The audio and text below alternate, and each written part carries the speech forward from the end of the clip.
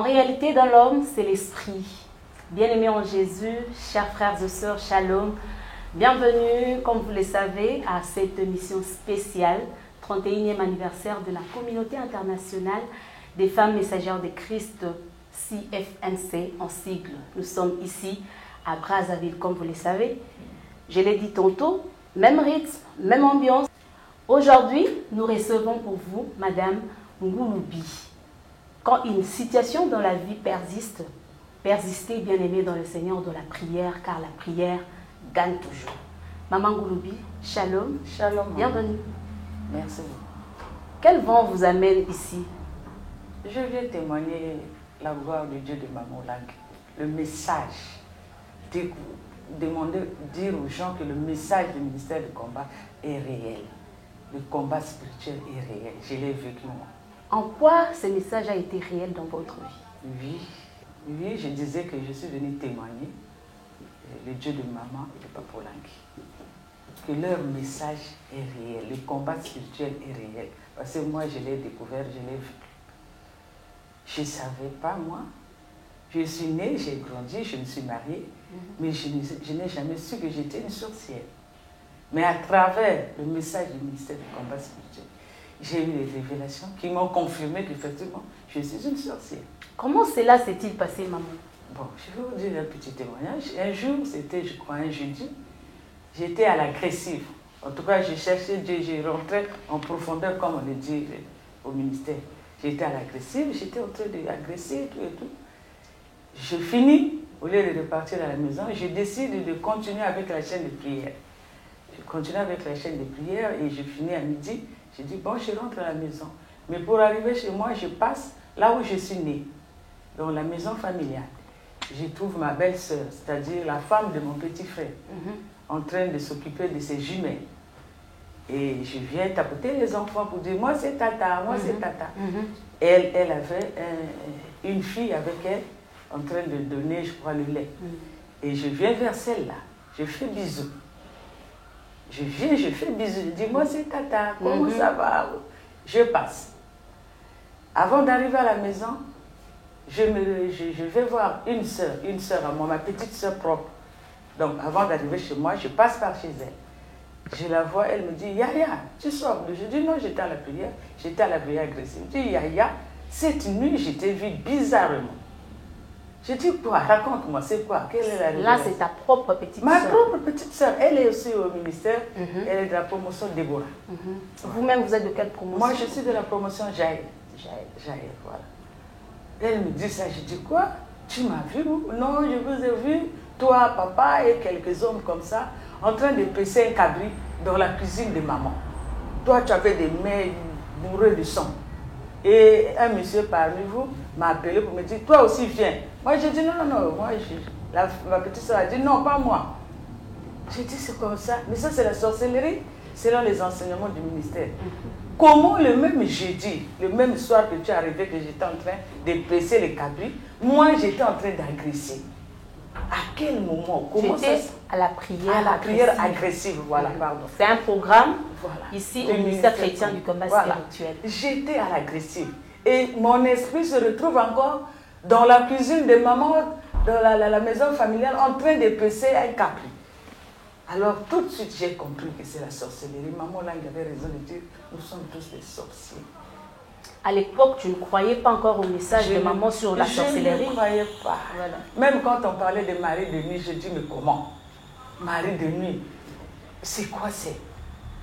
Mon père est mari de nuit de ma soeur, mari de nuit de moi-même, mari de... Je ne comprenais pas et j'avais des doutes. J'avais des doutes. Cette fois-ci, je crois que Dieu a voulu me convaincre.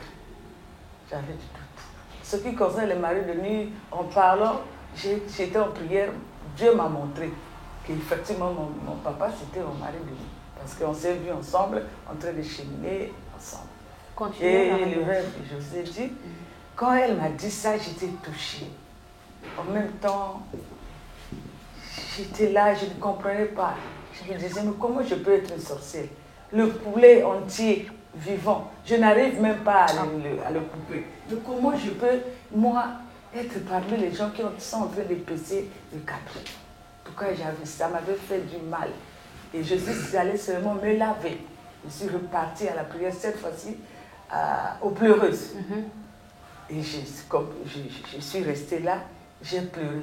Je vous dis que je n'ai pas pleuré en lingala ou en français. J'ai pleuré en patois. Du début jusqu'à la fin. Je me demandais, mais Dieu, comment je peux être sorcière? Et à la fin, je suis rentrée ça. Là, c'est le jeudi, le vendredi. Je rentre à la maison samedi, dimanche matin. Le papa de ces enfants-là, c'est-à-dire mon petit frère, m'appelle pour me dire, Yaya, ici, je suis à l'hôpital, ça ne va pas avec les enfants. J'arrive à l'hôpital. Celle qui était vraiment à l'agonie, c'est celle que j'ai donné le bisou. Comment vous pouvez expliquer ça? Donc tu as fait des bisous le matin? Voilà. L'enfant était à l'agonie à l'hôpital militaire. J'arrive, je fais la prière. Je n'ai jamais fait une prière pareille. Je fais la prière, malgré ma prière. L'enfant a rendu là. Oh, Père. L'enfant a rendu là. Et j'ai compris. J'ai compris moi-même, par rapport aux enseignements qu'on donne, qu'il y a quelque chose... Tu as sacrifié. Voilà. C'est-à-dire, j'ai donné le temps. Moi, je suis héritière. Mon papa m'a consacrée.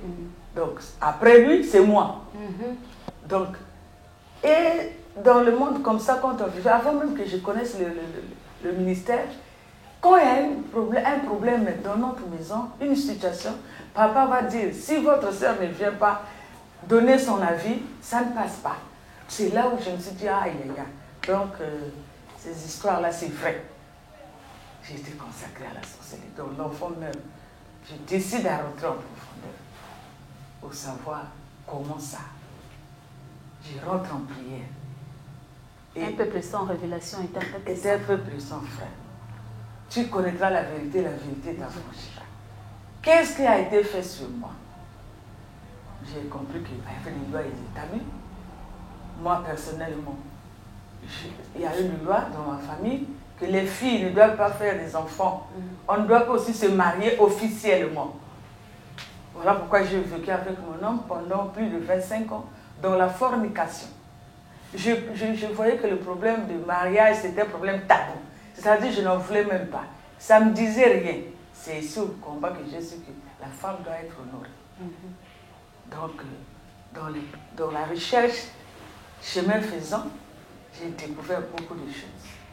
Un jour, j'étais toujours en train de prier chaque matin.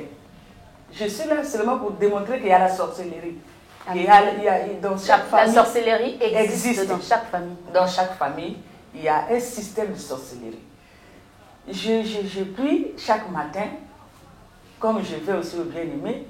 Chaque matin, je bois, je m'imprime du sang de Jésus. Je plaide le sang de Jésus, Et un jour après, une semaine, en tout cas, j'étais farouchement... Je cherchais à connaître qu'est-ce qui se passe au-dedans de moi. Après une semaine, dans un rêve, une révélation, je me vois avec une bouche largement ouverte. Et il y a quelque chose qui sort au-dedans de moi. C'est qui? C'est mon papa. Je l'entends pleurer en patois. Mao, Mao, Mao. Qui veut dire quoi, Mao? C'est maman. Hein? C'est pitié, maman. Donc, comme il n'était plus au-dedans de moi, il est sorti à cause du sang de l'agneau. Et il ne savait plus que faire. Donc, il commençait maintenant à pleurer. Mao, Mao. Et j'ai bien compris que c'est la voix de mon papa. Je me suis dit, mais comment ça? Comment ça? Donc, au-dedans de nous, à travers le sang, il y a des choses que nous ne connaissons pas.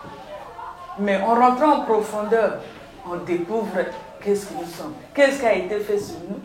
La destinée a été déviée, notre destinée est déviée par la coutume, là où nous sommes parachutés, là où nous sommes nés.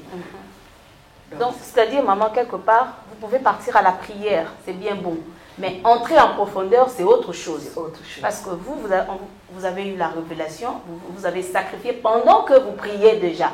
Donc, il fallait entrer en profondeur pour comprendre les choses spirituelles, les choses cachées, afin d'avoir la délivrance. La délivrance, voilà. Donc, C'est ça. Donc, c'est ça. Je me suis mise à prier, à rentrer en profondeur. Et j'ai vu que... C'est-à-dire, j'étais convaincue qu'effectivement, il y a la sorcellerie qui est là. Toujours dans la prière, en train de chercher Dieu, un jour, je vais faire une révélation. Je vois un verre d'eau devant moi. Je parle, je cause avec des hommes que je ne vois pas leur face. On est en train de parier. Ces hommes-là me disent, on verra ça. Parce que toi, tu parles trop. Oh. Donc, quand je prie pour eux, c'est parler trop. Voilà. On verra ça cette fois-ci. C'est la guerre. C'est la guerre. Là, maintenant, c'était maintenant le combat. Moi, je dis, si j'ai foulé mes pieds en Israël, là où le Christ est né, moi, on verra qui va gagner, entre vous et moi. C'est comme ça, dans la révélation, c'est ce que j'ai déclaré. Mais j'ai vu un verre d'eau. Je ne savais pas qu'est-ce que ça signifie, le verre d'eau. Je me suis réveillée. C'est après que quand je demande au Saint-Esprit, il dit, mais toi, tu es pleureuse. Le verre d'eau, ce sont tes larmes. C'était larmes. Ça, c'est une semaine après, mon enfant, le troisième, se retrouve, il était en train d'étudier à l'école militaire, non pas à l'école, à l'académie militaire d'ici là à Brazzaville, sur la route du Nord. On m'appelle au téléphone, on dit, maman, ici là il y a l'enfant qui est tombé. Je dis, l'enfant qui est tombé, qui? Non, ton enfant. C'est loin pour quitter l'académie jusqu'à l'hôpital militaire avec les embouteillages. Vraiment, c'est loin. Mais moi, comme je suis véhiculée, j'ai pris le véhicule, je suis allée à l'hôpital militaire. J'arrive comme ça, ils arrivent. L'enfant était là. Crise. Par terre. Par terre, maman. Pour la première fois. Pour la première fois. Et je commence à pleurer, je dis, mais qu'est-ce qui se passe? Le Saint-Esprit. Mais tu as vu une révélation, non? Là où vous étiez en train de parier. Mais c'est ça. Mais grâce à tes larmes, le verre d'eau. L'approfondissement aussi de la vie. Voilà. Il n'y aura rien qui va se passer. Et effectivement, j'ai pris courage. Cette même nuit, j'ai abandonné l'enfant à l'hôpital. Je me suis dit, à l'hôtel où ils sont en train de vouloir faire du mal, ils font des sacrifices. Mais moi aussi, je vais faire un sacrifice. J'ai pris 100 000 francs, j'avais de l'argent, j'ai pris 100 000. La nuit, vers minuit, il y avait retraite, je suis allée. J'ai vu un serviteur de Dieu, des bien-aimés, je lui ai expliqué le cas. J'ai dit, je viens seulement déposer ceci sur l'autel de Dieu. Quand je vais repartir à l'hôpital militaire, je vais trouver mon enfant en état. C'est-à-dire parce qu'il avait déjà perdu connaissance, comme on dit. Et je fais ceci, je fais ça. Maintenant, quand je suis venue, j'ai trouvé l'enfant. L'enfant était déjà dans ses 5 sens. Gloire à Jésus. Voilà. Donc j'ai compris. Vous avez racheté l'enfant. J'ai resté l'enfant. J'ai compris une chose. Voilà pourquoi je demeure dans les preuves en train de creuser. Bon, depuis que papa est sorti de votre corps, depuis que vous avez découvert votre identité spirituelle, voilà. Qu'est-ce qui s'est passé après? Qu'est-ce qui s'est passé? Quelle vie vous meniez maintenant? La différence qu'il y a entre la vie d'avant et la vie d'aujourd'hui? Oui, la différence y est. La différence y est parce que avant, ce sont des choses inexplicables. Quand je dormais la nuit, vers minuit, je sens des bourdonnements dans mon ventre. En tout cas, des bourdonnements. Même celui qui est après la salle l'a pu écouter. Et quand ça fait comme ça, à minuit, je sens comme quelqu'un qui fait des gaz, et ça fait suivre. Donc c'est quelqu'un qui sort pour aller faire n'importe quoi, pour aller ensorceler ou quoi.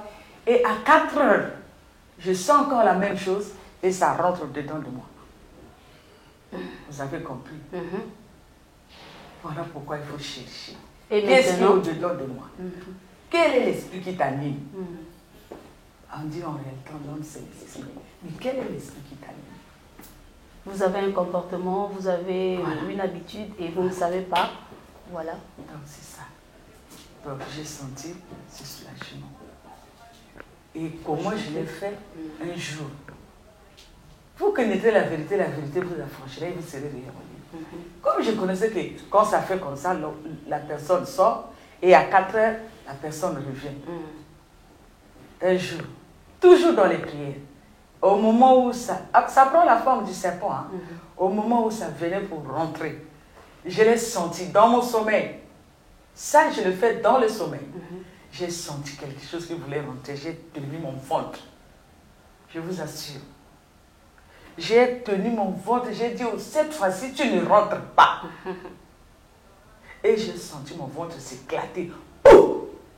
Je croyais même que c'était une réalité. Je me réveille comme ça. C'est la révélation, c'est spirituellement. Donc, il n'a plus de condamnation. Il n'a pas pu rentrer comme il a l'habitude de le faire. Et la suite, c'est quoi? Il est tombé malade.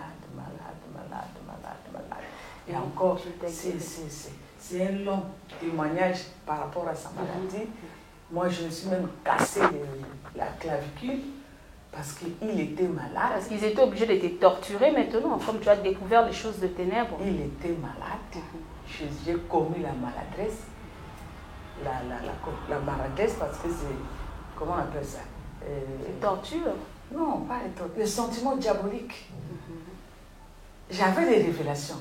Mais tu ne traitais pas de foi? Non, j'avais des révélations. Il est tombé malade. Je me rends là-bas. Qui est tombé malade? Papa. Voilà. Faut bien je me rends voir papa.